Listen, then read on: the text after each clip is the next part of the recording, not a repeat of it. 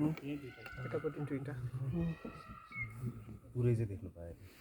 अब बिस्तारै काम लाग्यो तपाईँको सबै ब्याङ्कमा आउने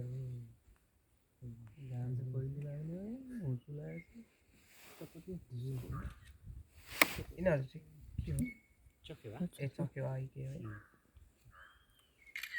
यो चकेवाको चाहिँ मेल र फिमेल चाहिँ छुट्याउन अलि एडल्ट भइसक्यो सजिलो छ तर यो यो चाहिँ मेल मेलको चाहिँ एडल्ट भइसकेपछि घाँटीमा पिङ्क कलरको अलिकति रिङ जस्तो बन्छ चकेवाको इन्ट्रेस्टिङ के छ भने यिनीहरू धेरै जस्तो समय जोडीसँगै बस्छन् कपल पेयर वाइज बसिरहेको हुन्छ त्यही भएर चकेवा चकेवी भन्ने कारण त्यही हो भन्न चाहिँ के पनि सम्म पनि भन्छ भने एक्सिडेन्टली एउटा भाले अथवा पोथी मऱ्यो भने अर्कोले खाना पनि छोडिदिन्छ अरे त्यही डेड बडीलाई हेरेर बसेर आफै सुसाइड गर्छ पनि भन्छ अर्को इन्ट्रेस्टिङ के भने सबै जस्तो चराहरूले प्राय किरा फट्याङ्ग्रा यस्तो चिजहरू खान्छ तर चकेवा चकेवीहरू चाहिँ भेजिटेरियन हुन्छ त्यसो भएर यसलाई चाहिँ ब्राह्मणी डग पनि भन्छ ब्राह्मणी डग चाहिँ प्रायः जस्तो इन्डियामा उनीहरूले ब्राह्मणी डग भन्छ कारण भनेको यिनीहरू चाहिँ बिहान अब घाम लागेपछि यिनीहरूले चाहिँ पुरै नुहाउँछ कि खोलामा पुरा फेदर हलाएर नुहाउँछ बिहान बाहुनले नुहाएको झैँ गरेर नुहाउँछ ब्राह्मणले नुहाएको झैँ अनि भेजिटेरियन हुन्छ त्यो कारणले उनीहरूले चाहिँ ब्राह्मणी डग हो भन्छ यिनीहरूको ब्रिड चाहिँ यिनीहरूको ठुलो पपुलेसनले ब्रिड चाहिँ टिबेटको मानसरोवर ताल जुन छ नि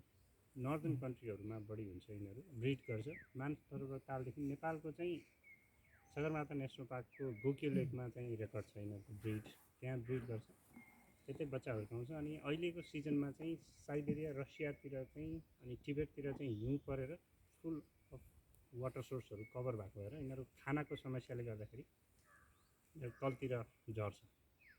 त्यो गर्दाखेरि नेपाल इन्डिया श्रीलङ्कातिर अहिले यिनीहरू हुन्छ यो फागुनको अन्तिम चैत लागेपछि फेरि यिनीहरू बिस्तारै fly back to northern country यिनीहरू फेरि फर्केर जान्छ ब्रिड गर्नु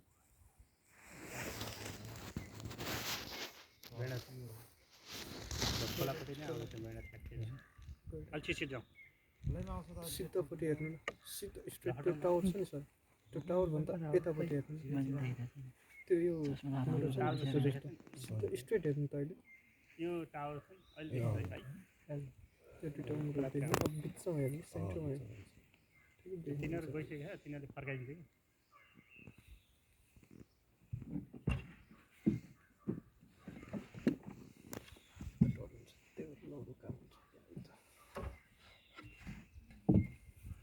लौरो बोक्नुको कारण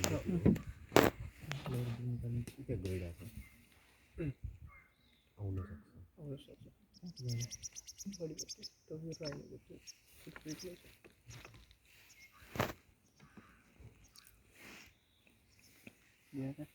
दार्जिलिङ